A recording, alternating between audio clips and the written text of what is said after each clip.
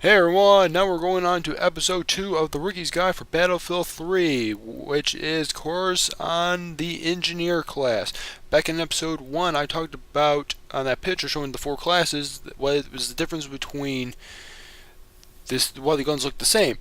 The engineers use something called the carbine rifle, which is basically a shorter version of assault rifles, which the assault class uses, so just a smaller version. That's all. So it's the same gun in a sense, just shorter. That's it. Here you're seeing I'm wielding something called the Scar H, which is considered one of the most powerful of the carbines in the game, by damage points wise, but it has the lowest magazine count, which is just 21. It actually is your very first gun you do unlock within the engineer class. Primarily, your job as engineer as well is to repair and destroy vehicles.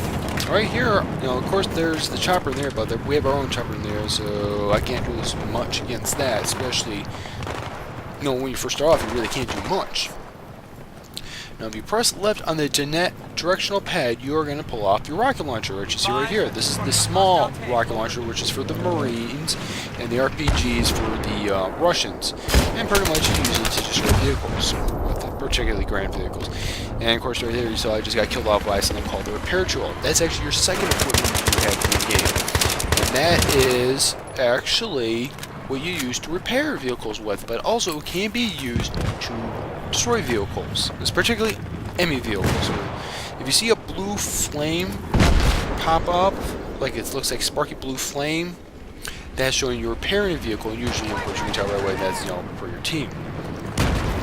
And if it goes red flame, that is, of course, your enemy's vehicles. You're destroying them. Now, the RPG and the small are not the only rocket launchers that you have in the game. For the Marines, they have the Stinger missiles, and then the Russians have their equivalency to the Stinger missiles for surface-to-air missiles to shoot down air support. So pretty much, if I had the Stinger missiles, I could aim on that chopper down there and launch a missile. The problem is, most likely they would have something called the flares, and they would jettison them, and they would work. But if you had a group of engineers doing them almost simultaneously, the chances of hitting down or striking the chopper or jet are more likely going to happen. And of course, there's also the Javelin missile launcher, which is one of the last launchers you do get in the game. But it's mainly used as a way to shoot at ground vehicles. And you can lock onto them, and it fires almost in a straight shot to them. So, that's pretty good, but a lot of guys have something called IR smoke, which basically is a way to jam the sensors of the Javelin or anyone locking onto them and preventing them from locking on, pretty much. So that's fine, but you can tell I'm using my rocket launcher as a way to destroy buildings, locations. Pretty much all the environments in Battlefield 3 are destructible. So it basically means every time I launch a missile at it looks like a construction site, I'm going to take some damage off on that building. So some stuff will blow up and some will not. I'm going to take a beating and keep on taking. It's kind of strange, but they do. But you can use that to flush out people from their, if they're camping in a location, you can use that to blow them up. Or you make a hole in a passage in order to get to locations. That's quite useful. Of course, you don't want to shoot them at point blank range, or you're going to take some serious amount of splash damage and actually possibly kill you. Now, for all rocket launchers, the small and the RPG, it takes X amount of distance for them to actually be effective. Like there, shooting from where I am to the top of that building, by then the rocket will probably hit pretty much maximum destructibility because of the amount of time and distance it takes to be set and charged. Of course, then you have to, if you're shooting at distance, you have to, adjust to it and everything. So that's why, whenever I'm going around with the rocket launcher, usually I'm going to be in particularly fast close combat. You saw where I was taking out that tank earlier. Well, I wasn't taking it out, I was attacking it. How close I was, that's pretty much a good range for you to be when you're using a rocket launcher. Now, you have the rocket launchers and repair tool. You also have a couple other little gadgets out there for the engineers. The first one is something called the EOD bot, which, by its name, it's a little robot you can use. It can be used to plant and disarm bombs for rush. so the MCOM stations, and also can be used to repair and destroy vehicles. The problem is, you're kind of vulnerable because you're pretty much remotely controlling the vehicle, this little robot, and you're going to be exposed, so you want to hide yourself as well before you activate. And especially once people spot them on their map, so they tell their team like, "Hey, it's over there. There's a little equipment coming in. There's a little robot." People are gonna say, and they're gonna try to take it out. That's that's a problem. Yeah, no, this is gonna. I was like, "Well, what's slowing me down here?" It's like, is this a stupid little plywood? And it's like, try to tag it. Yeah, but for those who want to understand what you use how you get the repair tool, press right on your directional pad. You'll get your repair tool, and as well as I believe some of the other stuff. Of course, also there is anti-tank mines, or also you see in the game we're going to call 18 mines. So here you got something called the mob right there. That's what I was trying to shoot at. It's a little portable robot that the recon guys uses. Now, on topic with this, obviously that thing's being a little pesticide. It's identifying me. I got to get rid of it. Well, my small really is not a lock on to aerial vehicles like it is in Modern Warfare 3, but I'm going to do something. And of course, I can at least try to shoot, but of course, whoever's piloting this is pretty piloting darn good. Here's a little trip. When you ever use the Javelin rocket launcher, if I head out right now, I would aim on that little robot and I could fire and destroy it. Now, of course, I mentioned that. We'll talk with it really. Yeah.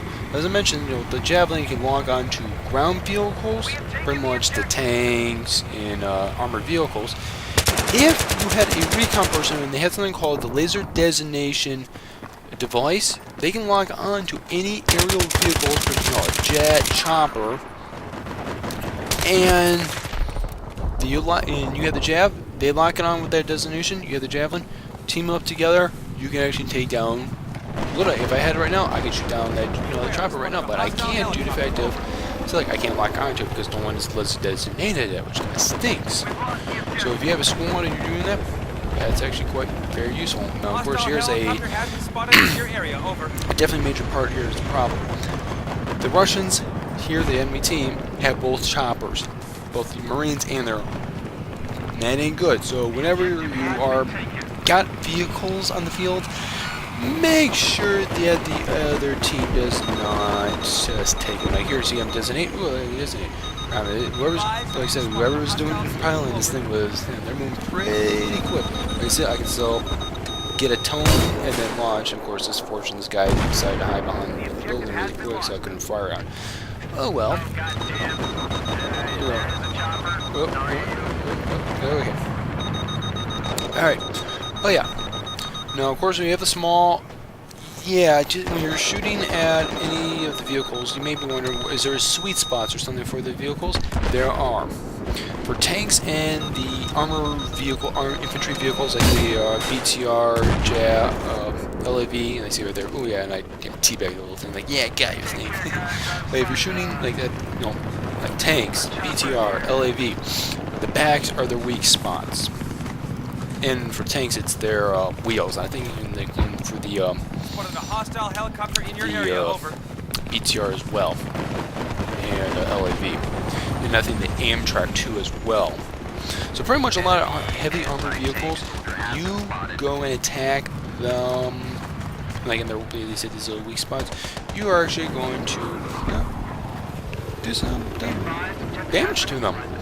Now I know some of the smaller vehicles, if you chuck a grenade in the right spot, you actually can do some damage to them, but also you shoot them on the sides and they're pretty much damaged. I know, I think it's called the Vordov. I think this for the Russians is it's almost like the Humvee for the Marines.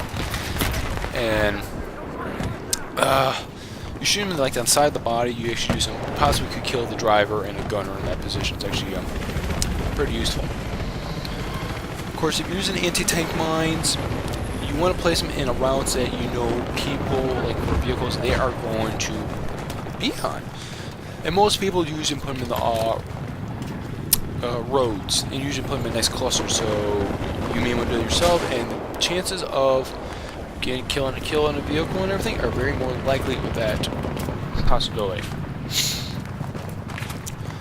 Now, on this map here, I want to give a little tip right here. This is called Shark Peninsula, I think it's called. And that very back there, which is the Echo site, or also known as the TV station, in Rush, that is the hardest spot to take control of and finish up your match, especially when you're attacking. Because the fact is, there's so much spots that people can hide from, and it's devastating. So yeah, I'm here now. Quick draw right to the pistol, really quick. This guy. Darn ya! Darn ya! But yeah, so that's a little tip on that one. So if you're ever in that E site, TV station for this map, you are going to have one crazy time. Of course, a lot of snipers do want to be up there because they have the highest advantage point besides the cranes and so forth. Unless you're a really good sniper, slash recon, you're gonna have some tough time. Alright. But nonetheless, okay. Engineer, just like I said about in my assault episode, you gotta be aggressive here. You gotta be aggressive, alright? I go out here, tank. Okay. Just make sure there's no out there. Yes, you can destroy them after upon they're being destroyed because it just gets them out of the way. You don't get no points for it, but it just helps out getting clear up the mess. No one really likes mess. But yeah, when you're an engineer, seriously, run around. Move quick. Being as an assault, being it is, like I said, is an assault, smaller version of the assault rifle. Being aggressive, you will go far. And I kind of think that the javelin is not like locational. You like say, oh, fire here and see blow up in it. No, it's locks on vehicles only. Kind of thing. It's not like in was in Modern Warfare 2 and Modern Warfare 3. Kind of sneaks, but oh well, that's how the developers wanted to do it. Now here you can see I'm going to use it to hit him. Now there, I got a hit marker for explosive damage to the person who was hiding there. So, like I said, you can use the rocket launchers as a way to smoke out the campers, and it works. It is an effective strategy because you can kill them, or you destroy their cover that they're hiding behind, which then in return, they have no cover, they're exposed, they can be taken out very, very quickly. Alright. But engineer, it's not so. In my opinion, it's actually classified as one of the most heavily used of all the classes because of how many vehicles are in this game. But they're very, very useful and fun to play around with. And here's another, and probably my last tip.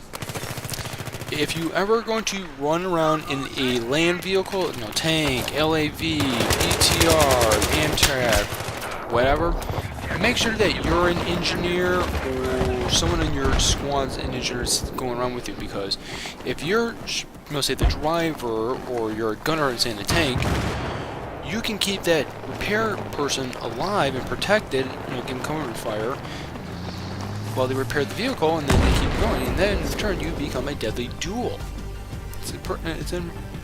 It's beneficial, and I've seen that happen a lot. And of course, if you're on a transport chopper, you can actually use it to repair the vehicles in mid-flight, which is once again very, very useful. So in a nutshell, engineer, repair guys. Come on, plain and simple, you figure it out really quick. Of course, in episode 3 now, I'll be talking about the support class, which is definitely, you can say, laying down the law with this class. So once again, you rookies of Battlefield 3, lace up those boots, hit the ground running, and get out there and destroy some vehicles with your engineer class. See ya.